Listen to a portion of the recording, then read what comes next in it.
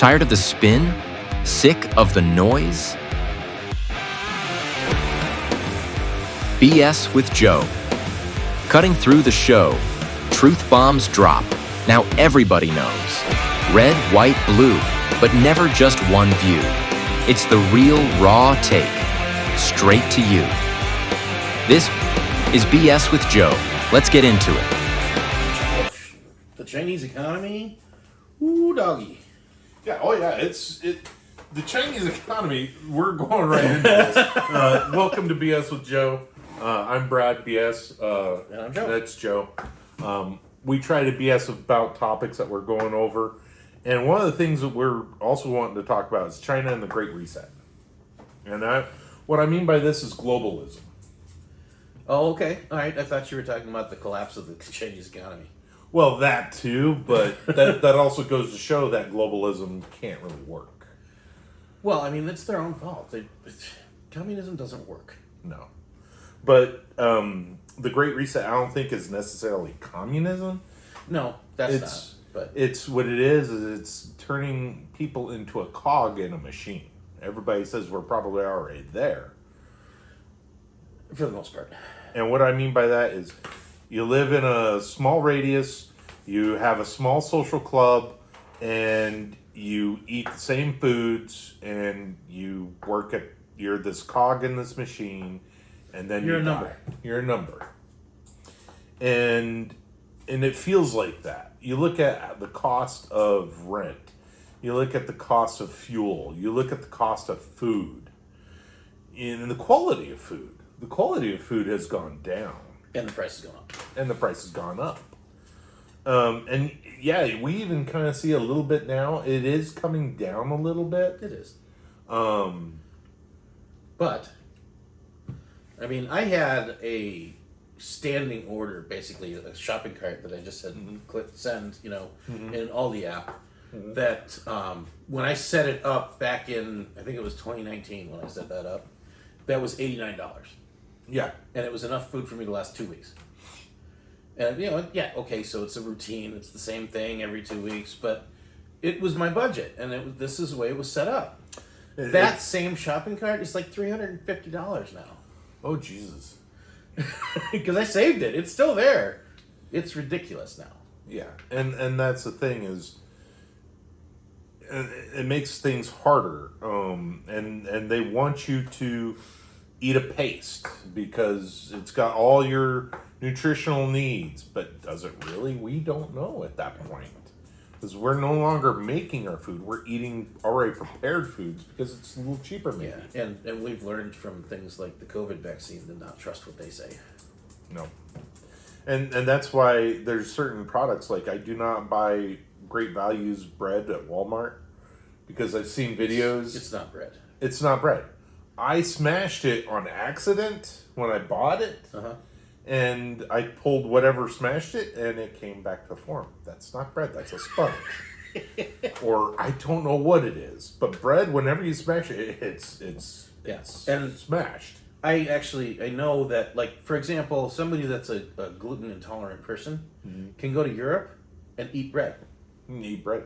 They can't eat it here because we bleach our flour and then we add riboflavin. There's some acid whatever. that's added to it to give some of the nutrients back that we stripped out when we bleached it. Bleached it, yeah. Because our flour has to be white. Yeah, and it's just the germ is completely pulverized and destroyed. I mean, yeah, okay, you grind it into flour, but it doesn't have to. It doesn't have to be quite as processed as it is. No. And I think a lot of the reason why they did that was to make it shelf stable. That's exactly what it is. So it lasts longer on the shelf. Well, people want that Nature's Valley bread that's $1 a loaf. Well, not anymore, but it was. Yeah, it was. Now it's $5 a loaf.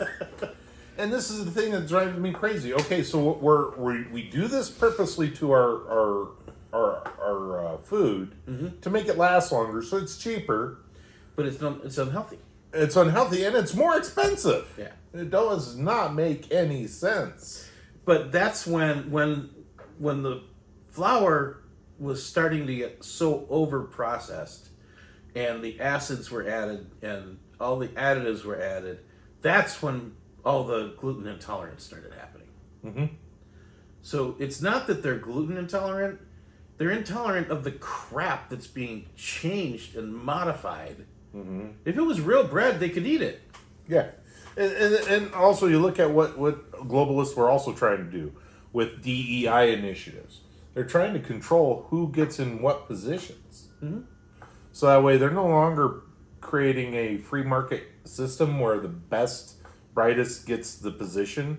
It's my friend gets the position. Or it's... Well, there were actually quotas. I mean, like, what was it, American Airlines? Yeah. That said that they wanted to have at least 50% of their pilots be either African American or female. Yeah. Or transgendered or whatever. Right.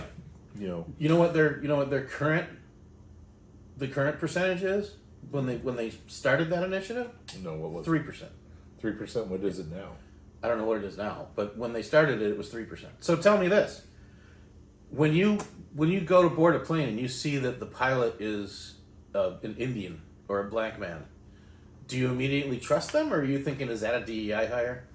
That's the thing, is it's no longer we could trust it. Yeah. Because... Is that person really qualified, or are they just a number that they needed? Right. And that goes back to the whole thing anymore. Like, somebody who busts their ass at a job and works, the best, and they make it to where they could be the best. They're dependable. Whatever job they do is the best job. It's like extravagant and it's fast. And they're getting passed over. Yeah, they can't get promoted because they're a white male. Yeah. Oh, but there's privilege. Yeah. Show me. Can I get some of that white privilege, please? Well, yeah, and this is two white guys talking about this, but yet this is things that we hear, and this is very frustrating to us. All right, we are way off topic. We are, but actually no, because this is a part of the Great Reset. Okay, all right. You also look at home rents. They want you to rent forever and not own your own property. Because property is not for the plebes, it's for the wealthy. It's an investment. Property is an investment. That's why you've got BlackRock and Vanguard buying real estate. And they're buying single-family homes and then letting management companies rent them out. Right. Well, it's because they don't want you to own property. No. It used to be that in order to vote in our country, you had to own property. Originally, yes. In order to vote, you had to own land. Yeah. Well, it goes to show: are you really a common person or are you a part of the machine? Right. Um, Globalism is getting it's getting fought now. It's not. Well, I think it's because people are starting to see it. Yeah.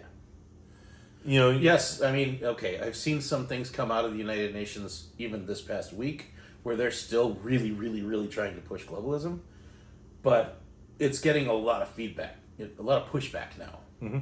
Well, you look at it this way. We were talking about China. Yeah. China, you can't own property. You lease the property. Right. You're renting. You could get an 80-year lease, but you're never going to own that property. You could never pass that property down to your children or your grandchildren. No, in China, the government owns the property. Yes, because it's the people's. Yeah. And then also you look at one bank. So I got one bank control. So yeah, we already have that. Yeah, except for crypto. Well, the Fed.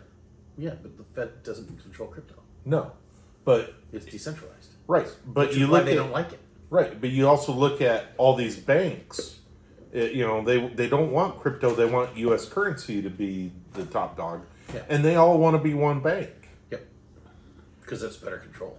Yeah, the fewer banks there are, guess what? They get to fudge the interest rates. They get to fudge this. They get to fudge that. They could say, no, you're not getting that. No, you're not getting this loan. Did you hear about the lawsuit that was filed against the Fed this past week? No, what was that?